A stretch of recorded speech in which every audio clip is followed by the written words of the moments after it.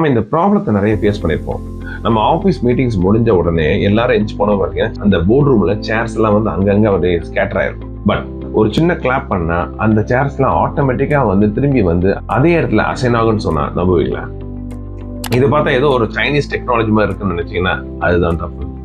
இந்த டெக்னாலஜி ஆக்சுவலா இன்வென்ட் பண்ணது வந்து Nissan company from Japan. But இது எப்படி பண்ணாங்கன்னு பார்த்தீங்கன்னா, டாப் சீலிங்ல இருக்க கேமராஸ் வந்து அந்த சேரோட பொசிஷனை ட்ராக் பண்ணும். அந்த ரூம்ல இருக்க சென்சாரும் வைஃபையும் வந்து அந்த சேரை கைட் பண்ணி அதோட ஒரிஜினல் பொசிஷன்ல கொண்டு போய் வச்சிரும். ஒவ்வொரு சேர் கீழேயும் வந்து அந்த வீல்ஸ் இருக்கு. அந்த வீல்ஸ் தான் வந்து அந்த சேரை வந்து மூவ் பண்ணி கொண்டு போறதுக்கு யூஸ் ஆகுது. அந்த பெஸ்ட் பார்ட் என்ன பார்த்தீங்கன்னா, ஒரு கிளாப் பண்ணாலே அந்த சேர்ஸ் எல்லாம் ஆட்டோமேட்டிக்கா வந்து அழகா அலைன் ஆகுது. பட் வெயிட், இது வந்து ஒரு ரியல் ப்ராடக்ட் கிடையவே கிடையாது. இது வந்து நிசான் கம்பெனி ஒரு மார்க்கெட்டிங் ஸ்டண்ட் ஒன்று கிரியேட் பண்ணாங்க. எதுக்குன்னு பார்த்தீங்கன்னா, அவங்களுடைய செல்ஃப் பார்க்கிங் காரை வந்து மார்க்கெட்டிங் பண்றதுக்காக பண்ண ஒரு சின்ன விளம்பரம் தான் இது. உண்மையிலே இந்த சேர்ஸ்லாம் வந்து மார்க்கெட்டுக்கு சேலுக்கு வரவே இல்லை. ஸோ இதை பத்தி என்ன நினைக்கிறீங்க? ஒரு ஜீனியஸ் இன்னோவேஷனா இல்லை ஒரு கிளவர் மார்க்கெட்டிங்கா? உங்க கமெண்ட்ஸை சொல்லுங்க. இந்த மாதிரி அன்னோன் ஃபேக்ட்ஸ் வீடியோஸ் பார்க்கணும்னா என்னோட சேனலை ஃபாலோ பண்ணுங்க.